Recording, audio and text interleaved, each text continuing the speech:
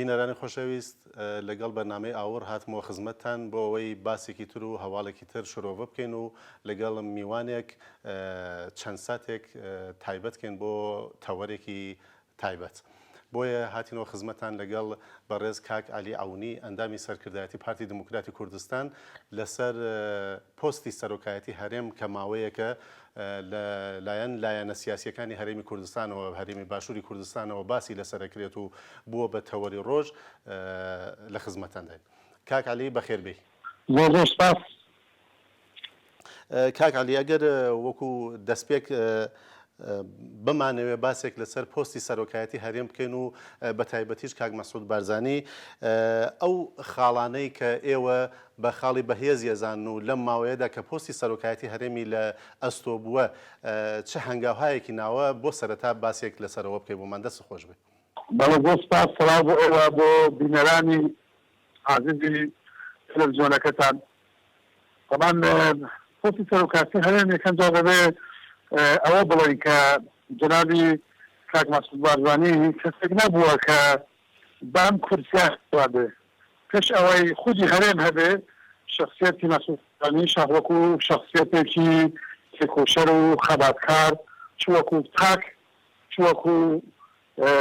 بنەماڵەیەکی تێکۆشەر زیاتر لە 1% لە گۆڕانی بزاری ڕزگاری فەرمی کوردستان بە هەم ناوێکی بەرچاون. یعنی مەسعود بارزانی بە بۆنەی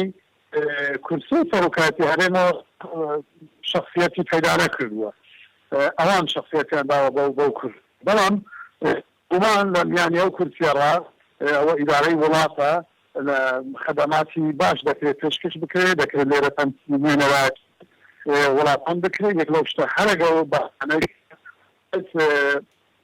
جنابی بارزانی لە ماوەی سەرۆکایەتی خۆیدا کردوێتی یەکەمیان ئەوە بۆ نەهێشتنی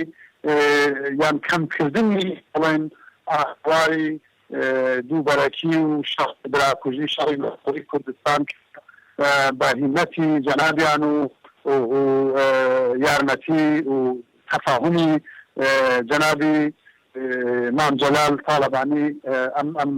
کارە کرا کە خۆشبەختانە ماوەیەکی درێژ لە ئاشتی و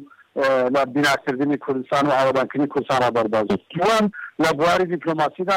ئایا هەر ئینسانێکی بە ئینساف بە وجدان هەڵسەنگاندنی ماوەی سەرۆکایەتی هەرێم بکا دەبێت عمرەی هەرە باڵا دەرەجەی ئیمتیاز بداتە سەرۆک بارزانی گەیاندنی کێشەی کوردستان نەک تەنیا لە باشوور بگرە کێشەی پارچەکانی تری کوردستانیش ناوە بەناو لە ئەوەندەکە دیپلۆماتی و سیاسی دنیادا بەڕێگای بارزانی گەیاندراوە نوێنەراتێکی زۆر باش کراوە بە تایبەتی نەتا ئەنجامەکانی ئەم چاڵاکیانەی سەرۆک بارزانی لەو ماوەیەدا لە قڕی ئەوەندەکە بۆ سەر کوردستان باشتر بەدەرکەوتن لەوەی کە دنیا هەموو پێکەوە لە هانای کوردستان هاتێن لە پشتیوانی ڕاگەیاندنی لە پشتیوانی لۆجستی و ئاسکەری لەو ڕووەوە لە ڕووی نەخۆیەوە لە ڕووی ئیدارەی سیاسیوە وەکو حەکەمێک بە فاسلەیەکی یەکسان لە هەموو ئەو ئەحزابانە ڕاوەستان مراعاتی کەشی پێکەی گونجان و پێکەوەکان و ئاشتی و کوردستانی کردووە. بۆ نمونە ئەگەر بیرتان بێ یاسای خۆ پێشاندان چووە بەردەم سەرۆکی هەرێم بۆ ڕەچاوکردنی ویسم باخوازی لایەنەکانی ئۆپۆزیسیۆن یا با بڵێن لایەنی کەمینە بە حسابی خۆیان سەرۆک بارزانی یاساکەی گەڕاندەوە بۆ پەرلەمان. یاسای ڕۆژنامەگەری بە هەمان شێوە ئەو کاتێک پێویست بوو لە کۆبانێ لە بەردەم کەوتندا بوو پێویستی بەهێز و پشتیوانی برایانیان بوو لەم بەشەی کوردستاندا بە هیچی سەرۆک بارزانی و بە دیپلۆماسیەتی ئەو بوو کە تورک ڕازی کرا وەختێک لێرە نێر کۆبانی یا سقوتێکی حتمی ڕزگار کرا بە خانای یانمان چوین لەو دیو کە ئەمە بەئیدە یعنی ئەگەر بمانەوێ ئەو حسابە لەو بابەتانە مەسەن بابەتی لەشکەری کوردستان بووە کە سەرۆک بارزانی ئەم کە بۆ وەزیری پێشمەرگە دەبێ سەواری دوو پارچەیی کە هەیە تا ئێستاش بەداخەوە لە هێزی پێشمەرگەدا بە ناڵێنین بفرێتەوە و هەردوو یەکەی هەفتا و هەشتا دەمز بکرێت و بکرێتە یەک و ئیتر ئەم دوو لەشکریان ئەو وەضعە نامێنێت نەبێ. ئیتر ئەگەر وەزیری پێشمەرگە خۆی ئاکی خۆی جێبەجێ نەکردووە یان وەزیری پێشمەرگە مانور و ئاسەنگی لەسەر ڕێبووە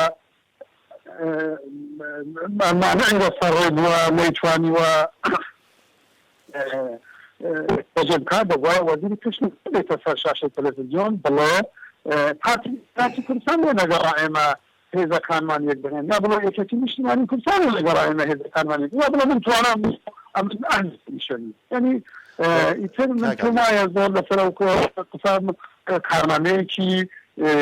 با بڵێن گەشە بەرەخشانە لەو ماوەیەدا فەرۆک بارزانی لە گەڕاندنەوەی لە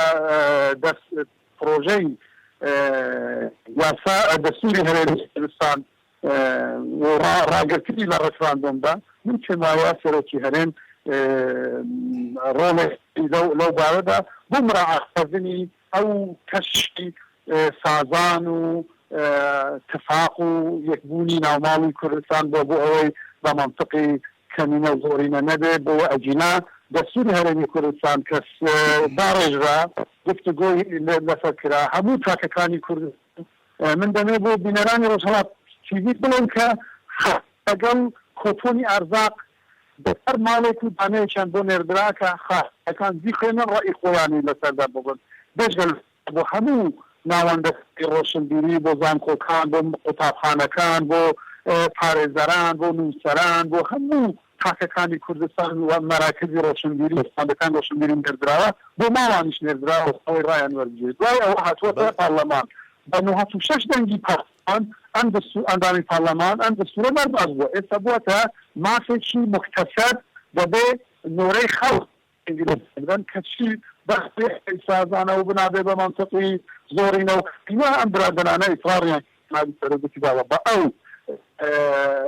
ئەوشە بە ئەو درزە نەکەوێتە ناو ڕیزەکانی وڵات قەیناکە لەژێک تێک دێنن لە 21 کەس ئەوەی سەر لە نوێ دەستوری هەرێمی کوردستان دابڕێژێت من باش بخاڵی خۆم پێم وایە دەستورێکی خراپ باشترە لە دەستورێک کە نەبێ ئەو دەستورە خراپ لە 2 مادە لە 3 مادە لە 4 مادە تێبینیمان هەیە دەکار ڕێفراندۆمێک بکەین بۆ 4 دەستورێکمان دەبوو ئەو 4 مادەی کە تێبینیمان لەسەر هەیە 4 ساڵی تر 6 ساڵی تر دەکرا وانی ئەو مادانەی تر ئیزافە بکەین ئیسلاح بکەین و بخەینە ڕێفراندۆم بەڵێ کاگالی کەوابوو ئێوە نمرەی سەرکەوتنە دەن بە سەرۆکی هەرێم بۆ ئەم ماوەیە کە پۆستی سەرۆکایەتی هەرێمی لەدەست بووە و هەروەها ئێوەش وەکو پارتی دموکراتی کوردستان داواتان ئەوەیە کە بمێنێتەوە لەسەر پۆستەکەی خۆی یان بە شێوازێک بە هەر حاڵ ڕێککەوتنێک لەسەری بکرێ یان سازانێکی نیشتمانی لەسەری بکرێ ئێستا ئەو شتانەی کە ئێوە وەکو خاڵی پۆزتیڤی کاک مەسعود بارزانی باسی ئەەکەن و ئەو شتانەی کە ئێوە لە بەرچاوی ئەگرن بۆ ئەوەی کە بمێنێتەوە لەو پۆستە وەکو ئەوەی کە مەسەڵەن وازی ئێستای ئەقلیمی کوردستان ئەو کێشانەی کە لە نێوان کوردستان و ینی هەولێر و بەغدادا هەیە یان ئەو وەزعی ئێستا کە کوردستان تووشی هاتووە بەهۆی بوونی داعشەوە لەم ناوچەیە و چەند خاڵێکی تر ئایا ئەمانە لایەنەکانی تر بەڕایەوە قانەعکات و ئەقناعیان پێدا کە ماوەی سەرۆکایەتی هەرێم ینی کاک مەسعود وەکو سەرۆکی هەرێم بمێنێتەوە دەزانی دەبێ ئەمە بینەران و خەڵکی کوردستان پێکەوە ڕۆشن بەوە ئاگادار بکەین کە لە یەک کاتدا دوو گفتوگۆ یان دوو بابەتە پارتی دیموکراتی کوردستان جیاواز دەکا لە لایەنەکانی دیکە کە من پێم وەختە مەرج نییە ئەگەر نیوەی یان با 4 حزبی کوردستان پێکەوە گوتی دوو جارە دەکاتە 3 چونکە 4 حزب بەڵێ واگەر پارتی کوردستان یا گوتی دوو جاران دوو دەکاتە 4 چونکە یەک لایەنە ئەمە دەبێت غەڵەت بێ هەندێک شت بکەن دوو جاران دوو دەکاتە 4 1 ملیۆن بڵێ دوو جاران دوو دەکاتە 3 هەر غەڵەتە 1 ملیۆنیش بێ 1 نەفەر تەنیا و دەکرێت ڕاست بێ لەو داوادا ئێمە دوو نیقاش دەکەین یەک بابەتی ئەوە کە سەرۆکی هەرێم دەبێ خەڵک هەڵی بژێرێ لە نەنیمە شەخص سەرۆکی هەرێم حقیقەتە خەڵک دەنگی بداتێن نوێنەری بێ سەرۆکی بێ بەهێز بێ توانێ باڵانس درست وەکو هی لوبنانی لێنێتنی ئەوەی ئێستا برادرانی چوار حزبەکە داوای دەکەن بە لوبنانی زەکردنی وەضعی کوردستانە لوبنان کە کاتەکە شیعە سونە ماڕۆنی مەسزێکە ئەوانن کە پارلەمان بۆ یەکێکیان سەرۆکی کۆمار بۆ یەکێکیان سەرۆک وەزیران بۆ یەکێکیانە دەیانەوێت هەمان ڕەوش لە کوردستان بەڕێوە ببن ئەمە بۆ جاری 25ەمە بۆ جاری 25ەمە کە پارلەمانی لوبنان دادەنیشێ لەبەر ئەوەی بەرەی ئێران کە حیزب الله و ئەمەل و ئەوانن لێ ناگەڕێن نیسابی قانونی دروست بێ بۆ ئەوەی کە ڕئیسی بۆ دابدرێتن لەوەدا حکوومەت ینی دەوڵەتیان لە فەراغێکی گەورەی ئیداریدا دەبێت ئەوانەی کە داوا دەکەن بەڵێن کوردستان دەبێت بە پێی هەمان سیستەم وەکو سیستەمی عێراقی لێبێ من پێیان بەڵێم ئایا سیستەمی عێراق بەڕاستی دروستە بیانووی ئەوەی کە سەرۆکی هەرێم دەسەڵاتی زۆرن و دەبێتە دیکتاتۆر ئایا مالکی کە لە پارلەمان دایدەنێ و کات فواد معسووم یعنی قەزم سەرۆکی وەزیران ئایا لێگەڕان ینی بەڵانسێکی دموکراسی لە عێراقدا دروست بێ ئایا مالکی دەسەڵاتێکی تاکڕەوی مطلقی دیکتاتۆریانەی بەسەر هەموو جملەکانی دەسەڵاتدا لەسەر بەغدانە سەپان بە پێچەوانەوە سەرۆکی عێراق ئەگەر سەرۆکێکی بڕۆکی قایمتر بووایە دەیتوانی ئێستا کۆمەڵێن کێشە هەیە لە عێراقدا یەکلایەک لە عێراق نەگاتە و حەدەیەکە عملاً دەوڵەتەکە ئێستا وجودی نییە بۆیە ئێمە پێمان وایە میلەتانی دنیا لە کاتی تنگانەدا کە هیچ وەختێک لەوە تنگانەتر نییە ئەوەی ئێستا ئێمە تێدانە لە بەرامبەر داعش لە بەرامبەر خەتەری ئێران خەتەری تورکیا خەتەری دەوروبەرمان لە بەرامبەر لەحظەیەکی زۆر مێژووی مهمدان کە ڕۆژهەڵاتی ناوەڕاست هەرەسی هێناوە کۆلاپسی کردووە سەر لە نوێ ڕۆژهەڵاتی ناوەڕاستوە پەڕاحی دیزاین دەکرێتەوە دەوڵەتگەلی نوێ بەڕێوان و دەوڵەتی نوێ لەوانەیەدا بمەزرن لەو حاڵەتانەدا وڵاتانی دنیا باشترین کەسەکانی خۆیان بەهێزترین کەسەکانی خۆیان کاندید دەکەن لە پشتیان ڕادەوەستن لێرەدا منطقی ئێمە ئەوەیە کە با نمونەیەکی وەکو ئەمریکا وەربگرین دەوڵەتی ئەمریکا ئێمە نە لە دەوڵەتی ئەمریکا دیموکراتترین نە لەوان پێشکەوتوترین نە لەوان عاقڵترین نە لەوانش مەسلحەت و بەرژەوەندی و ئیمکاناتمان زۆرتر دەوڵەتی ئەمریکا لە شەڕی جیهانی دووەم یەک گولەشیان بەرنەکەوت یعنی بڵێ هجوومێک بێ شتێک بێ ئێستا لەم شەڕی تێرۆرە قوربانی زۆریاندا چ لە عێراق و چ لە ناو خودی خۆیاندا هەردوو برجەکەیان لە 11 سپتامبەر هەمومان بینیمان کشیان بەسەرە لە شەڕی جیهانی دووەم گوتیان چونکە وڵاتی ئێمە لە شەڕدایە فرانکلین ڕۆزڤلت بۆ چوارەمین جار بووە ڕئیس جمهوری ئەمریکا چونکە لە ظەرفێکی نالەباردا بوو یعنی ئێمە پێمان وایە ئەم مەرحەلەیە کە ئێمە تێداینە مناقشەیەک ئەوەیە کە حەقی خەڵکە دەبێت خەڵک بە خۆی سەرۆکی خۆیان بژێرێت ئەمە دوای ئەم نیقاشە ئێمە بۆ هەڵبژاردن کاندیدی ئێمە مەسعود بارزانیە ئەم حیزبانەش ئەگەر ڕاست دەکەن بڕوایان بە دیموکراسی هەیە فعلا مەسعود بارزانی کەسێکی نامەرغوبە نامەطلوبە سەرکەوتوو نییە کارنامەی باش نەبووە لەوەدا بە خەڵکەکە بڕیار بدا مەسعود بارزانیمان ناوێ نەک بە تەکەتولی ئەم حزب و ئەو حزب خۆیان لە هەفتەی شوبات یاسایەک هەیە دەڵێ هەموو ئەو بڕیارانەی کە پەیوەستن بە ژیانی خەڵک و ڕەهەندی نیشتیمانیان هەیە دەبێت بە منطقی سازان بە ڕێککەوتن لەگەڵ یەکی کوردستانی ئەوە بێتن ینی بدرن یەک لەوانە مەسەلەن دەستور بوو کە ئێمە بەپێی ئەو منطقە و بەپێی ئەو قانونێک کە لە پەرلەمان دەرچوو لە هەفتەی شوبات پەیڕەومان کردووە باشە دەستورێک کە 96 دەنگی هێنا بێ قانونی نییە منطقی نییە بەڵام ئێوە بە 54 دەنگی ئێوە منطقە يعني ئەم ببوورە ئەم کۆمپلۆیەکە کردیان ئەمە دیکتاتۆریەتێکی ینی کوردستایەکی دیموکراسی بوو ئەمە دیکتاتۆریەتی پەرلەمانی دروست دەکە ئەوەی ئەوان دەڵێن دەسەڵاتەکان لە سەرۆکی هەرێم یان لە سەرۆکایەتی هەرێم بستێنی بیدەیە پەرلەمان بە چ منطقێک بە منطقی ئەوەی کە ڕئیسی پەرلەمان ئایدی گۆڕانە فەرمو سبەینێ لە گۆڕان نەبێ دەبێت دیسان نیقاش بکەین نابێ ڕئیسی پەرلەمان دیکتاتۆرە نابێ دەبێت بگەڕێتەوە بۆ لای فلان چونکە من بە بیری دینەرانی ڕۆژهەڵاتی دێنم سەرۆکی هەرێمی کوردستان یەکەم جار پەرلەمان داینا هەر ئەم گۆڕانە هەستا گەلە کۆمەکی کرد و فەرتەنە و فەوزایەک و ئاڵوزیەکی لەم وڵاتەنە چۆن دەبێت سەرۆکی سەرۆکی هەرێم کە ئەوەندە پۆستێکی مهمە بە سەفقاتی حزبی بە زەدوبەندی حزبی دروست بکرێتە بتوان پاشە بابە دەبێ خەڵک بڕیار بدە با سەرۆک بێت خەڵک بڕیار بدە ئێستا دیسان بەزمەکەیە چۆن دەبێت سەرۆکی هەرێم خەڵک دای بنێ دیکتاتۆر دروست دەبێت دەبێت پارلەمان دای بنێ ئەو نییە ئەم مەملەکەتە بەپێی زەوق و سەلیقەی گردی زەرگەتە بەڕێوە بچێت دەبێت ئەوانیش مراجعی خۆیان بکەن هەر کلاسێک ئەوان بڕیان ئێمە مەجبوری لەبەری بکەین ئەوانش دەبێت بێنە سازان سازانەکە بەس بۆ من نیوە دەست نادە من بەتەنیا بسازێت سازان دووسەرەیە کاتەکەمان تۆزێک محدودەوە خەریکین لە کاتەکەی خۆشمان زۆرتر ئەچین داوای لێبوردنی لێکم بەڵام ئەگەر بکرێ پرسیارەکان تۆزێک لە ماوەیەکی کەمترە وەڵام بدەیتەوە ئەم وەزەی کە ئێستا لە کوردستان لە باشووری کوردستاندا هەیە بە جۆرێک هەست بە ترس و دڵەڕاوکەیەک ئەکرێت لایەن خەڵکەوە ئایا بە بۆنەی کە مەزمونی ئێمەیە وەکو کورد کە تەجروبەی سیاست و ئەوانەمان نییە یان شتێکی سروشتیە ئەمە و لە هەموو دنیا شتی وا ڕووەداوە ئەبێ خەڵکیش بەهێمنیەوە سەیری ئەم ڕووداوانە بکەن بەڵام لە ماوەیەکی کەمدا تکالەکەم یەک ڕاستی دەوێ ئەوەی من هەستی دەکەم شەقامی کوردستانی لە سیاسیەکانی ئێمە زۆر مەسئولانەتر هەست بە وەزعەکە دەکەن گاڵتە نییە ئەچوو بە ئینقلابێک یا بە کودتایەکی دیموکراتی بتەوێ گرنگترین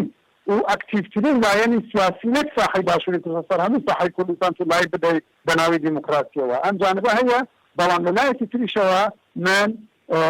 خەڵکی کوردستان دڵنیا دەکەمەوە کە ئەم بابەتە بە سازان کۆتایی پێ دێتن وئیلا نەگەلی کوردستان لە پارتی دیموکراتی کوردستان ناشێتە ژێرباری ئەو گەمەیەی کە بەڕێوەیە ئێمە پێمان وایە ئێمە لە بەردەم لەحزەیەکی زۆر زۆر گەورەی مێژووی دانین پرۆسەی دامەزراندنی یان ڕاگەاندنی سەربەخۆیی کوردستان ئێمە زۆری لێ نزیک بووین کاری زۆر گەورەشی بۆ جددی و گەورەشی بۆ کراوە بۆ یا وڵاتانە دیسان ئەو گەمە کۆنەکەی خۆیانەوەی وەختی خۆی حکوومەتی ئێران و تورکیا و سووریا و عێراق وەزیرەکانیان دادەنیشن لە ئەمریکایان دادەنا چۆن کێشەی کوردی ئەوە بکەن لە نابووبن بەڵام لە لایەکی تریشەوە ئەم هەبوونی ئەم گفتگۆیە ئەم گەنگاشە و جێگەلە سیاسیە نیشانەی زیندوێتی کۆمەڵگای ئێمەیە نیشانەی ئەوەیە کە بە پێچەوانەی ئەوەی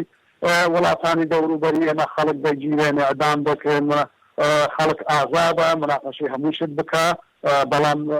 لای تریش ئازادە دیفاع لە بیر و باوەڕی خۆی بکە ئەمە نیشانی دموکراسی بوونی گۆڕەپانی کوردستانە کە ئەمە امتیازێکە لە حکوومەتداری کوردان دەکرێت بە پێچەوانەی ئەوەی کە خۆمان جوانیەکانی خۆمان نبینین بەڵام لە دەرەوە ڕا جوانیەکانی ئێمە دەبیترێن کاک عەلی ئێوە وەکو پارتی دموکراتی کوردستان هەو جۆرە کە سەرەتای ژووتان نمرەی باشەدەن بە سەرۆکی هەرێم کاک مەسعود بارزانی بەڵام خۆ دیارە هیچ شتێکیش مطلق نییەوە لە سەداسەت بۆ هەموو شتێک هیچ کەسێک دەنگ نادا بەڵام بڕێک لە خەڵکیش ڕایان وایە ئەبوایە کاک مەسعود هەنگاوی لەو پێگەیە کە هەیە ئەبوایە هەنگاوی گەورەتری بنایە و خەڵک چاوەڕێی شتی زۆرتری یەکرد ئێوە ڕاتان چێ لەسەرەمە هەنگاوی گەورەتر ڕاگەاندنی سەربەخۆیی کوردستانە کە ئەو برادرانە لێ بڕاون ئەو هەنگاوە کاک مەسعود نیکا و بە دڵی دەوڵەتانی دەوروبەر بەڕێوە بچێ ئێمە فرسەتەکە لە بین بدەن کە نەبوون ئەو فرسەتانەی بۆ گەلی کوردستان هاتوونەتە پێش بۆ ئازادی و بۆ سەربەخۆیی بەڵام خودی خۆمان وەکو پواز لە ناو خۆماندا خۆمان قلیشاندووە و لە ناو بردووە خەڵک چاوەڕێی من پێم وایە سەرۆک بارزانی ڕۆڵی خۆی جێڕاوە ڕەنگە لەو باینەدا ئەگەر تۆ هیچ نەکەی هیچ هەڵەیەکیش ناکەی سەرۆک بارزانیش وەکو هەر ئینسانێک بە مەنطق بیپیوین خۆشی پێی وایە مەعسووم نەبووە لە کەم و کوڕی بەڵام دیسانیش ئەچوو لە قوتابخانە لە ئێران ئێمە لەوێ خوێندومانە ئەگەر دەمان وەرگرت بە قبول دەبوون لە نمرەی 20 ئێمە دەمان وەرگرت بە قبول لە عێراق سەفە 50 وەربگرێت ناجەح دەبی من پێم وایە جەنابی بارزانی لەسەر سەفە 80 ئەرکەکانی زۆر زۆر بە جوانی ڕاپەڕاندووە و سەرۆکێکی ناجەح بووە بۆ ئەم قۆناغەی داهاتوو پێمان وایە مافی ئەو خەڵکەیە کە دەنگ بدەن چێ سەرۆکیان بێ ئەمە باشترین چارەسەرە و حیزبەکانی دیکەش پێیان وایە مەسعود بارزانی خراپە ڕۆڵی نەجێڕاوە چاوەڕێشتی گەورەتر باشە بێن خۆیان بپاڵێون ئەمەی بجایەتین کە بۆ سەرۆک بارزانی دەکرێت لەبەر ئەوەیە کە ئەوەن کەفایەتێکی وایان نییە بین ململانێ لەگەڵ سەرۆک بارزانی بکەن بە هەر چواریشیان کۆ ببنەوە بەقەت سەرۆک بارزانی ناو خەڵک دەنگ ناێنن ئێمە یەکێتی نیشتمانی کوردستان لە هەڵبژاردنەکانی ڕابردوودا بە یەک لیست بووین خودی مانجلال کۆڵان بە کۆڵان شەقام بە شەقام بۆ کاک مەسعود دەگەڕا بە دوای دەنگدا بۆ ئاگاداری کات ئێمە هەردووکمان پێکەوە 158 دەنگەکانمان هێنا سەرۆک بارزانانی بەتەنیا 172 دەنگەکانی بەدەستهێنا ئەو هەفتەی ڕابردوو NRC ئاڵێنە ئەوان ڕاپرسیەکیان دانابوو سەر سایتەکانی خۆیان دیسان لە NRC 166 خەڵک لەگەڵ ئەوە بوو کە 100,000 کەس دەنگیدا دیتیان ڕەزئەکانیان تێکچوو بە قودرەتی قادر دەستکاری ئەوەکەیان کرد IPەکەیان کرد لە یەک ساعتدا بەیان 1000 دەنگیان پێکرد لە یەک ساعتدا ئەینا هەتا ئەو ساعەتە 166 مەسعود بارزانی دەنگی هێنا مەبەستمەوەیە کە ئەگەر ڕاستە بەفەرمێن بێنە مەیدان و بە شێوەیەکی دیموکراسی مەسعود بارزان نە بە ساخت و پاخت و زەدوبەندی حزبی لەناو پەرلەماندا ئەم شێوە تەسەڕوفات پارچە دەکات دوایین پرسیار دوێنێ شەو کاک مەسعود پەیامێکی دەرکرد وەکو پەیامی سەرۆکایەتی هەرێم لەسەر ئەم وازەی ئێستای کوردستان و لە کۆتایی پەیامەکەیش تیا هاتووە کە چاوەڕێەوە کە لایەنە سیاسیەکان بە جۆرێک سازان بگەن و ئەگەر نەگەیشتن بە سازانێک لە کاتێکی دیاری کراودا هەڵوێستی خۆی ئەو کاتە دەردەبڕێت و